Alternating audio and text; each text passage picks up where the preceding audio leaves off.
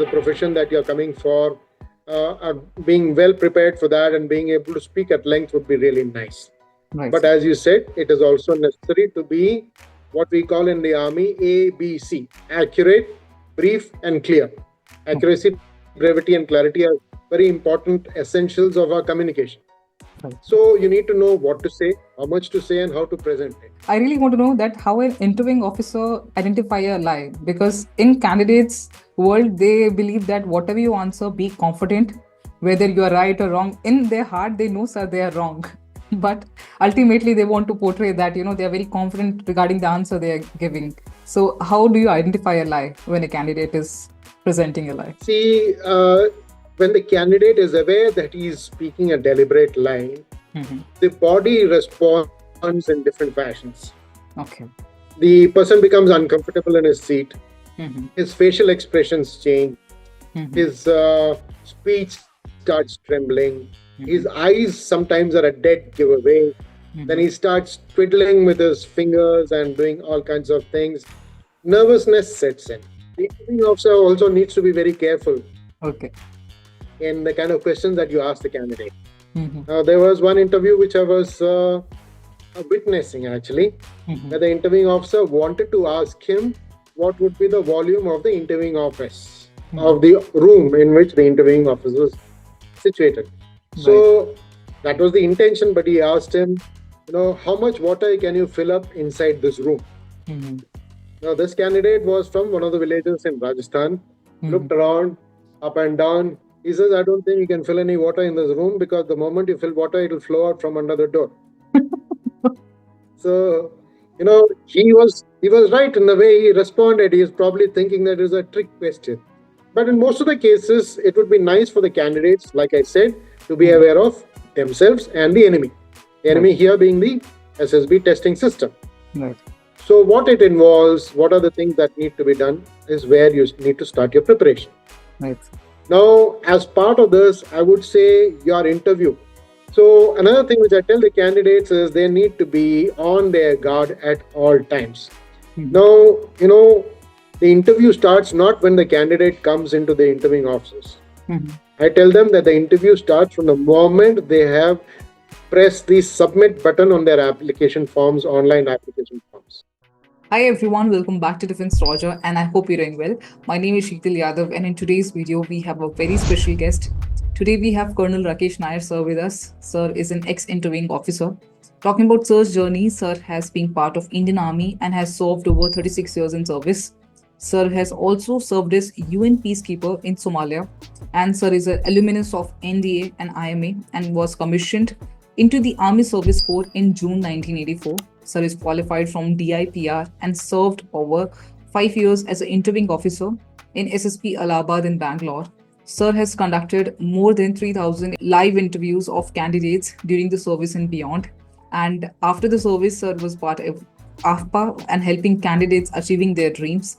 In this video, we have talked about a lot of factors precisely focused on what are the mistakes to be avoided by the candidates during the personal interview. Also focused on how they can perform better, and definitely that IO is not a friend. When you enter an interviewing officer's room, you need to pay attention to all the details. So without any further delay, let's get back to the video. Jain sir, thank you so much for joining for this video. And this video is really important, sir, because अभी CDS का exam होने वाला है and काफी सारी चीजें हैं जो कैंडिडेट के अमंग फ्लोट करती है. And the main areas we are going to focus in this video are 3 factors, sir, that how to avoid certain mistakes in the personal interview. Secondly, that IO is not your friend, because sometimes interviewing officer creates such a beautiful environment that we get comfortable and we overshare. And so third is that how we can bring the best out of ourselves in the personal interview. So thank you so much for joining me for this video, sir. My pleasure, Shital. It's nice to be with you. I'm always happy to share my little bit of experience with the young people so that they can do the best in the SSBs. Yes, sir. So definitely you have assessed so many candidates and you have years of experience. So I will start with the appearance, sir, because I'm sure an interviewing officer do observe the minute details of a candidate when a person entered in the room. So from top to bottom, if I talk about, according to the candidate point of view, there are certain things we believe that they hardly matter, because the candidates are there, they borrow clothes, for the interview that it might go well.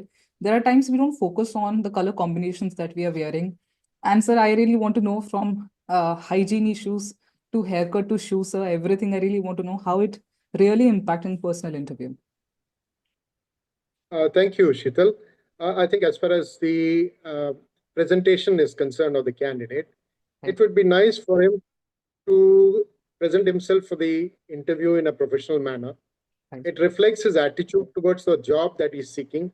Mhm. Also, it reflects the attitude in general towards life as such, whether Right. he likes to be careful or is he casual or careless.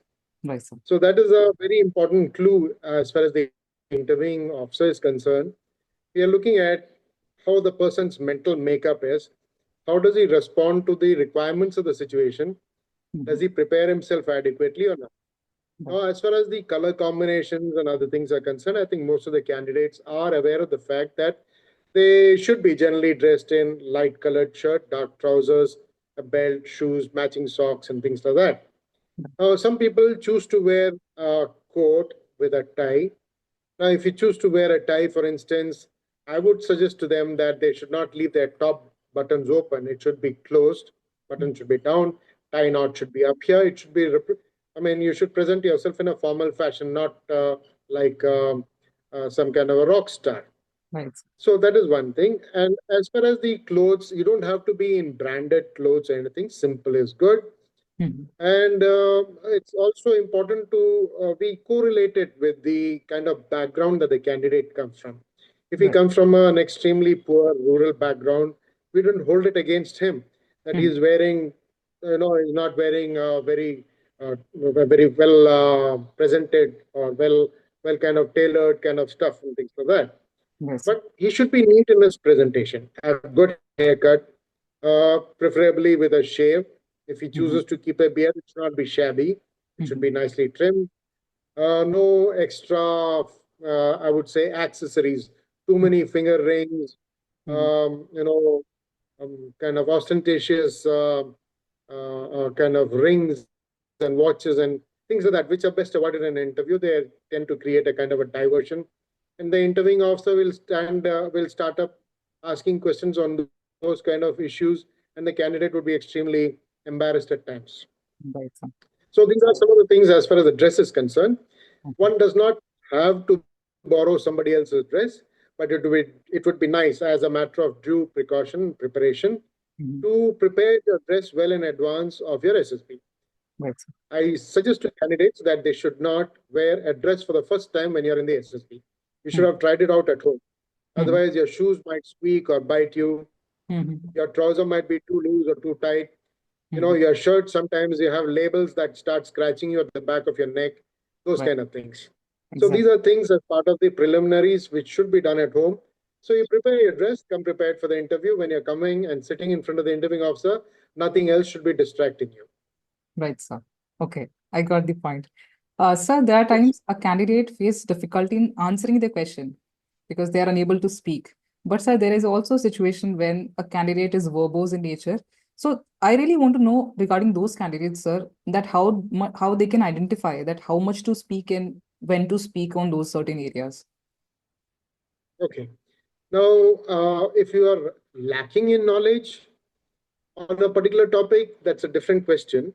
Mhm. The If it is something that is related to your own academic field or the profession that you're coming for, being well prepared for that and being able to speak at length would be really nice.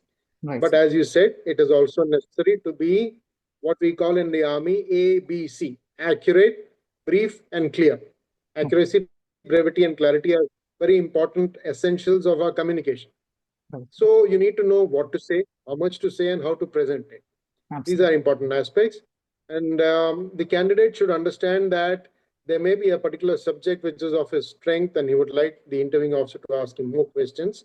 Mhm. But the fact is, the interviewing officer has only about 40-45 minutes in which to conclude the interview.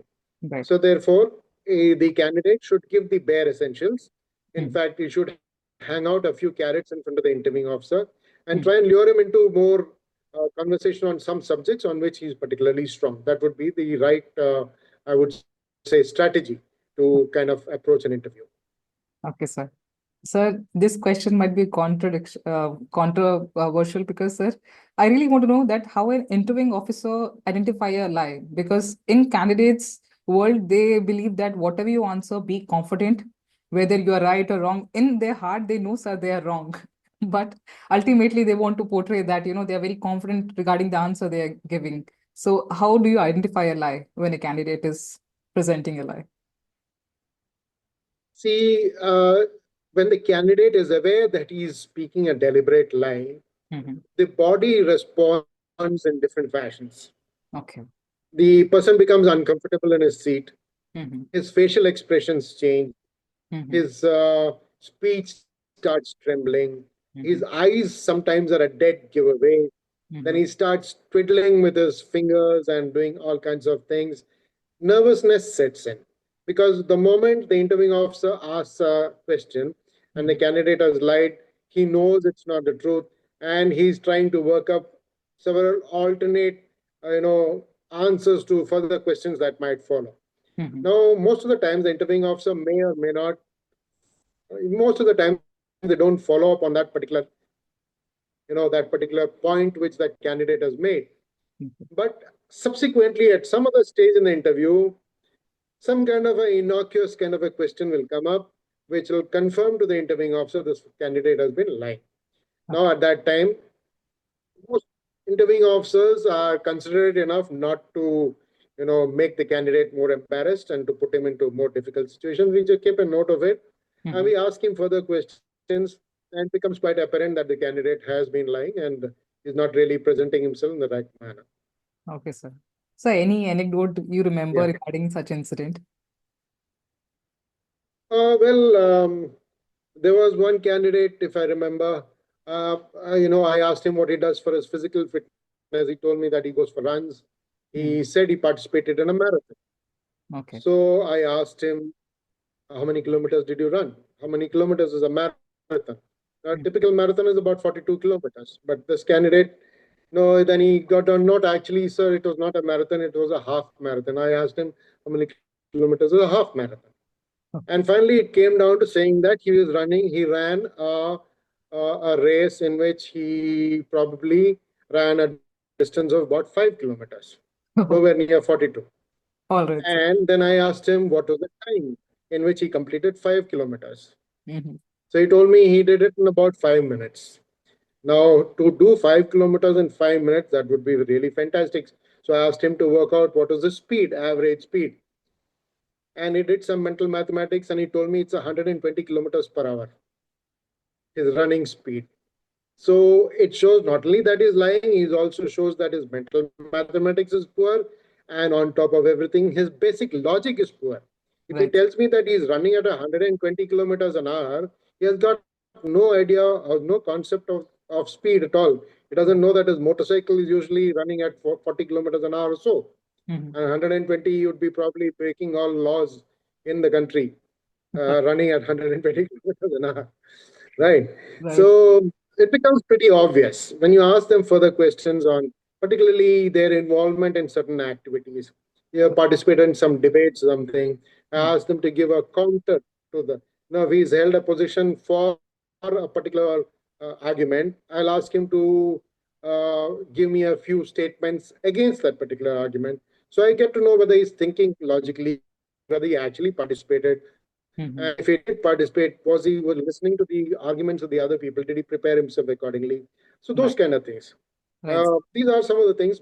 And then, of course, sometimes it's about your personal behavior, reaction, and sometimes, like you said, the interviewing officer gets very friendly and the candidate doesn't realize it, and then he Yes, sir. lands up revealing a lot of secrets, particularly things like bursting crackers in the bathrooms in school toilets and Yes. things like that. So it Right, sir. becomes pretty obvious. Those are naughty things, but we'd like to know whether that thing, whether he carries that thing to an extreme, which might be detrimental to the performance of the armed forces. Right, sir. So, in the further questions, I really want us to discuss the anecdotes because, sir, it is much more relatable and understandable with the relatable questions, sir. Sir, the next thing I really want to know is that how to structure an answer. Like, if the question is being asked, tell me about yourself. How a candidate should proceed with respect to these basic questions. How should they answer them? Okay.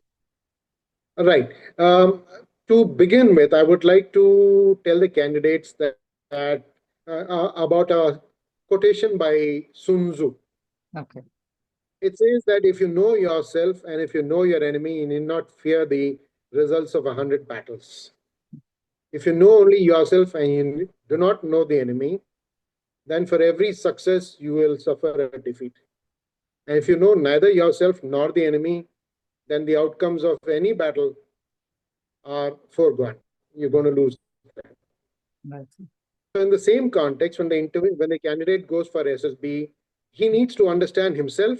He needs to prepare himself. He needs to acquire more knowledge about himself. He also needs to acquire knowledge about the enemy. In this particular case, the enemy is the interviewing officer, the testing system.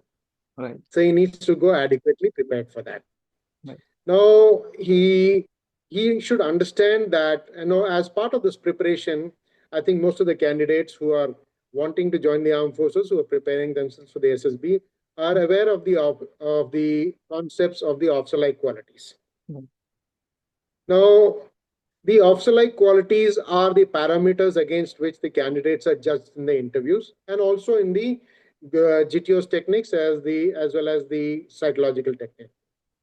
So it is through the responses that the candidate gives that these officer-like qualities of the candidate are assessed. So therefore, as part of the preparation, the candidate should understand that these are the officer-like qualities I'm being tested for, and these are the kind of activities or achievements and their day-to-day, way of life and things like that they should be able to present, so that the interviewing officer gets a good idea about the 15 OLQs which they are looking at. Your courage, determination, stamina, whether it's your organizational abilities, power of expression, things like that. Now, when we ask a question, we are also looking at the candidate. For instance, say something about yourself, is an opportunity for the candidate to organize his thoughts and to present it to us in a reasonable amount of time. Again, at the back of the mind, the candidate should realize that he's got only the interview is only 40-45 minutes. So if he holds on for the next 25-30 minutes about himself, that would be quite an exercise in futility. Obviously, the interviewing officer has got other things to ask him. So the best thing would be to limit himself to maybe 2 or 3 minutes. And if he were to ask me how to prepare himself for giving an introduction, the PIQ would be the best, the source of information. The personal information questionnaire that you fill up before you go for your interview would give a fair idea about the kind of things that a candidate should basically talk about himself. Where does he come from? Who are his parents? What is his schooling like? What are his academic backgrounds? What are his interests and hobbies? What sports and games he plays? What are his aspirations for the future? In short, that is how he should be able to put it across. Right, sir. Okay. Sir, you have assessed so many candidates and you're still assessing candidates in AFPA. So there's always a kind of question that always pop in my head that, sir, the kind of candidates perform differently in SSB. So which is more dangerous, being overconfident and being underconfident? See, for a person who is underconfident, there is always the possibility of him improving himself. Okay. It is the overconfident person who lands up getting himself into trouble and his colleagues also into trouble. So I would say, if I were to compare one with the other, I would say overconfidence causes more damage than underconfidence. All right, sir. We also understand the kind of backgrounds that the candidates come from. It is evident in their PIQs, and it's also evident in our conversation with the candidates. They may not have had much access to a wider array of people to communicate with, to interact with, and things like that. So that might be a reason for underconfidence. They may have gone to schools and colleges in which there has been no group discussions, debates, or public participation and things like that. We understand that. So those are the people, once we give them the exposure, I'm sure that these people, provided they show the kind of urge, that's an important aspect, to be able to do well. From the backgrounds that they come in, we assess them to see whether, with the kind of limited resources that they had, whether they made use of that, and what are the kind of initiative they have taken to go beyond the immediate needs. Your school may not have a playground. But what have you done about it? Have you gone to a nearby society? In your own society, you may be having badminton, football, basketball, things like that. A lot of people play cricket. A lot of people go out to some stadiums and they join clubs and other things like that. So, what initiatives have been taken? Some people come and they say that they come from very abject backgrounds. They have very poor families, etc., etc. The family income and all, which they reflect in the PHQ, is quite low. But it becomes pretty apparent that the fellow is not speaking the truth when you ask him what kind of a mobile phone he's got. He's got the latest mobile phone which costs 25, 30, or 40 or more thousand rupees.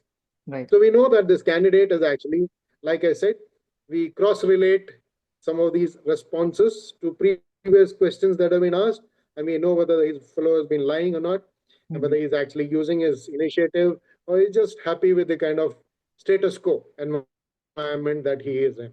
So we're looking for people who have got what I would call fire in their bellies. Right, sir. They want to go out and achieve things. They want to go and do things. There are candidates who come from very, very, normal backgrounds, but they seize opportunities. They look for opportunities and seize them. Okay. They join NCC, which gives them lots of opportunities. Right. They go for rock climbing. They go for aviation training. They go for amateur radio stuff, and the kind of stuff that they build up on is amazing. Similarly, for their organizational skills, all those things, the kind of activities that they participate in are all things that indicate to the interviewing officer that this candidate, irrespective of the kind of background that he came from, what his present level is, he is in a position to seize the moment. He will capitalize on the training that is going to be given to him, and he has got the urge to do something well for himself. He's not just satisfied with being recommended, but once he joins the army, he's going to be contributing in a meaningful way. That is what we're looking for. All right, sir. So oversharing is one of the most difficult thing a candidate is facing, because we start treating interviewing officer as a friend. And due to this process, sir, we overshare our personal things, and especially female candidates, during personal interview, they even start crying. So, so this is a problem that, candidate face. So how somebody can identify and, be aware of the situation and perform better in interview? All right. Crying per se may not be such an emotionally weak kind of a moment, provided, of course, there's some kind of a trigger, which is some loss of a near and dear one in the recent times, are kind of things. But I've seen candidates who lost their very close relatives, but they come for the interview and they have held themselves stoically, which is quite good. And at the same time, if a person has lost somebody and several years back and they suddenly become emotional about it, well, it does to an extent affect the candidate's, I would say, chances, even so strongly as to say on his chances, because we would like candidates to be emotionally strong, because the work that you're looking at, you're going to join the armed forces, you're going to be in tough situations, you're going to be in battlefield conditions, and battlefield condition is nothing like what you see in the movies, nothing romantic about it. It's ugly. It's ugly. And you see people lying there with their arms and legs and bodies and heads and other things blown off and other things. It's an ugly situation. Right. So if you have a person who's not emotionally stable, who's not able to gather himself and seize control of the situation and to take appropriate action as a leader, then that candidate would not be a good fit for the armed forces. That is definitely there. And as far as the interview is concerned, yes, it is the job of the interviewing officer to be nice and happy and to create a happy environment where the candidate is willing to, open up and speak. Sometimes it also becomes a kind of a cathartic moment for many of these candidates. They're holding back several things in their minds, bad experiences, or extremely joyful experiences, or sometimes they feel they have been discriminated against, and those kind of things that happen within the families. One of the girls who told me that, who came for an interview, was a radio jockey with one of the radio stations. Very vivacious kind of a person on the outward part of it. But what emerged was that is a kind of a reaction that was coming up, because her parents, because she was born a girl, were wanting to snuff her out in the early stages of her life. Now, these kind of things do come up. That kind of a response, that kind of an answer, those kind of details will come out only in case the interviewing officer is able to create that degree of confidence and that kind of I would say comfort zone between himself and the candidate. Right, Only sir. then you'll get to know that. So it's okay to be known, and it would be a nice thing for the candidates to be clear and about whatever their experiences are. Right. For the reason that if you're not fit for the armed forces, Mm-hmm. you may want very much to be in the armed forces, but if you're not mentally fit, if you're not emotionally strong, then Mm-hmm. the armed force would be a bad place for you, and you would be a detriment for yourself and for your colleagues around. Right, sir. And getting yourself sorted out in the battle is one thing, but it would be criminal to have the other people around you, people who on whom people who are whom you are responsible for. Mm-hmm. If you get them into trouble because of your incompetency or your mental makeup and things like that, that would be unpardonable. So that is the way candidate, I would say, they need to be forthright Right. and let the interviewing officer assess whether they are good enough or whether Mm-hmm. they lack emotional stability, and let it go forward. That's how I would say. Of course, the candidates will try and present the best of themselves, and Right. it's the job of the interviewing officer to seek these kind of answers and make sure that he takes a decision which is in the best interests of the organization. Right, sir. Absolutely right, sir. Sir, you have assessed 3,000 candidates and more than that, sir. And you have assessed all different kind of people of different zoner. So do you remember any candidate with whom you have a very special memory and you still cherish that candidate? Well, we come across lots of interesting candidates, lots of people. There was, uh, I do not know whether it will be politically correct to talk about a book that was called some prime minister. There's a book, the uh, Improbable Prime Minister, some book like that was there. Accidental prime Like minister. that. There was a candidate. Sorry? The accidental prime minister, sir? Uh, Something like that? Accidental Prime Minister. That's the one. Right. Yeah. Right. So, same way, this candidate from a sainik school came to me. He's again an accidental kind of a candidate. Okay. The fellow was roaming around in his third, fourth standard. His parents got him around. Somebody spoke to him, and they said, "You go and appear for this examination." In I think the fifth standard, he went and appeared for the examination. He just passed and he went to a sainik school. Okay. In the sainik school, he was not really. He was just happy going around doing his things and all that. Mm-hmm. And then he was part of he joined some karate club or something like that.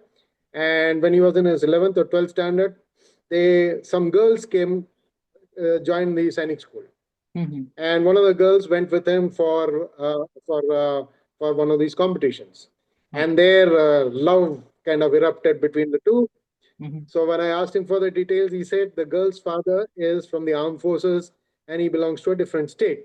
Mm-hmm. So I said, how will you overcome this problem? He says, that is why I'm joining the NDA. If I become an officer, her father has got no issues. I am sure I'll be able to convince him. So, like an incidental prime minister, this fellow might become an incidental officer also. Then there was another chap, again, Sainik school type, but completely different. His orientation was completely academic, Mm-hmm. and his interest was not to join the armed forces essentially, but he wants to do higher research in mathematics. Now, I still get cold sweat thinking about my mathematics question paper in the NDA. Mm-hmm. There's one fellow who likes to live a life of mathematics. Very nice. He was able to talk about so many interesting things. So Mm-hmm. these are the kind of things that you deal with, and these are the kind of it's a learning experience for us also. Every new candidate is some fresh input for us. Right, sir. All right, sir. There's another candidate. The interviewing officer also needs to be very careful Okay. in the kind of questions that you ask the candidate. Mm-hmm. There was one interview which I was witnessing actually, Mm-hmm. where the interviewing officer wanted to ask him what would be the volume of the interviewing office, Mm-hmm. of the room in which the interviewing office was situated. Right. So that was the intention, but he asked him, how much water can you fill up inside this room? Mm-hmm.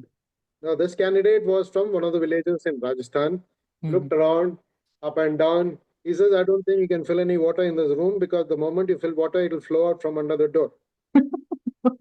So, he he was right in the way he responded. He is probably thinking that it is a trick question. Right, sir. But the interviewing officer he should have been a little more careful in wording his sentences correctly. Right, sir. So, in that aspect, both the interviewing officer and the candidates should know to use the appropriate words, appropriate sentences to seek the correct answers. That Right, would be the right thing. right, sir. So, any three suggestions you want to give to the Okay. candidates so that they can perform better in the interview, according to your experience? All right. I think, yeah. So, Sheetal, as far as my, I see a lot of good stuff, a lot of good advice has been given by a lot of interviewing officers in many of these podcasts and other things that I've seen. Right, There are a couple of things that I would like to tell the candidates. right, Their preparation starts not from the time they get the call letter. Their preparation should start from the day they make up their minds that they want to join the armed forces. right, sir. That is the day your preparation starts, not after you cleared the examination, not when you're preparing for the examination, not when you reach the SSB. Some Mhm, people come to the SSB and come and tell us that, I've come and I want to present myself in my raw form. mhm, Well, it may be a good strategy provided you're good. mhm, If you have some kind of a internal, you've been able to introspect, you've mhm, been able to carry out a good self-assessment and determine that you have what it takes to join the armed forces. Well, so be it, no problem, that's all right. You don't necessarily have to go for coaching or prepare yourself or anything like that. Come and present yourself. If you're good, definitely that's a good sign for you. But in most of the cases, it would be nice for the candidates, like I said, to be aware mhm. of themselves and the enemy. The enemy Right, here being the SSB testing system. right, So, what it involves, what are the things that need to be done, is where you need to start your preparation. right, Now, as part of this, I would say your interview. So, another thing which I tell the candidates is they need to be on their guard at all times. mhm, Now, the interview starts not when the candidate comes into the interviewing offices. mhm, I tell them that the interview starts from the moment they have pressed the submit button on their application forms, online application forms. mhm, What have you filled up in the application form? mhm, What kind of photograph you have pasted? There are some people who paste photographs in formal attire. There are mhm, some people who are totally informal, colored t-shirts or with slogans, mhm, hair not done, shabby, mhm, beards, and all kinds of facial makeup and kind of stuff like that. So mhm. that is the moment because a copy of the application form also reaches the interviewing officer. And Okay, sir. even before the candidate has reached the office, Mhm, the officer has gone through the application form, he's gone through his PIQ, and there are mhm. many other forms which they ask you to fill up in the SSB. Right. Now, the PIQ, most of the candidates are aware of it. They go prepared to fill up the PIQs, etc. That's good. Mhm, But what they don't realize is that the other forms which they fill up in the SSB are also coming up in front of the interviewing officer. right. So the interviewing officer gets a good input about the candidate, whether he is, you know, uh, whether he is conscientious about his work, whether Mhm, he's organized in his thought process or not. When I mhm. say he, it's she also. Okay. So whether they are organized in their thought process, are they able to present the things? Are they able to, give the essentials of the information that they're looking for, etc., etc. So it Right, sir. starts way back from the time you press submit the application at the UPSC or wherever you or the recruiting directorate. It Right, starts from there, and right, uh, that is the manifestation. But your preparation actually has started much before that. right. Attitudinal change that I say. Mhm, You need to you can't say that once I join the academy you'll make yourself physically fit. mhm. Sorry, will not happen. It shows your attitude towards fitness. You're not playing games, you're not participating in any outdoor activities. You just the worst. When we ask what do you play, most people say they play the harmonica or violin or some stuff like that. Mhm. So we want them to play outdoor games. Now, you Right. don't need to be a national champion or anything like that, but Mhm. we are essentially looking at the fact that the candidate is active or not. Absolutely. So in the evening, does he go out? Does he, what kind of games does he play? Are they individual games or are they, group games or team games? It's Right. much better to play a team game so that, you get used to the rough and tumble part of it. You Mhm. get used to the idea of winning, losing, and all those things. and you are winning, you are competing against somebody other than your own self. Right? So shooting might be a very good game, might be game, etc. But it will be football or basketball, volleyball, hockey, these kind of things, boxing, and those are the kind of things, mountaineering, rock climbing, and where group collective effort is concerned. So these are some of the things as far as that physical preparation is concerned. Academics is another place where you need to prepare. You need to have some amount of information about the fundamentals of the course that you've undertaken. If you have commerce or science or whatever subjects that you've taken, you need to have a good idea about it. You also need to know if you've done a particular special course, how is the knowledge that you've acquired in that particular course going to be of use to you in the job that you're planning to take up. You have done a course in, let's say, bachelor's in hotel management, and you go and join the infantry. How will you be a useful person? There are some people who have done a course in forensic sciences. There are some people who have done microbiology courses in microbiology. How are these kind of things going to be of use to your vocation? How are you going to make yourself useful in the job that you're seeking? That is where it's your imagination, it's your knowledge, your application of mind, things like that. Another place which I would like candidates to focus on is particularly technical candidates. They should have a fair depth of knowledge about the projects that they have done in their school, their colleges, minor project and major project. Most of the candidates who come to us have a very perfectly kind of a relationship in this entire project. They are the ones who prepare the file cover or do the PowerPoint presentation, etc., without actually involving themselves in the technical aspects of the project. So if you're coming for a technical entry, if you got no idea about what are the components, if you're in a car, you have no idea what is, when you're talking about 350cc or 500cc or 1800cc, what does this 1800, what does it represent? You have no idea. Mechanical, student, you've done automobile engineering, those kind of concepts are not known to you. So those are things which are not going to be very, helpful for the candidate. So the more preparation you make in your academic stuff, also we are also keen to know about your campus interviews. How many have you attended? What is the placement? What kind of interviews did you face? What was the outcome? What packages have you been offered? Those are some of the things that we need to talk about.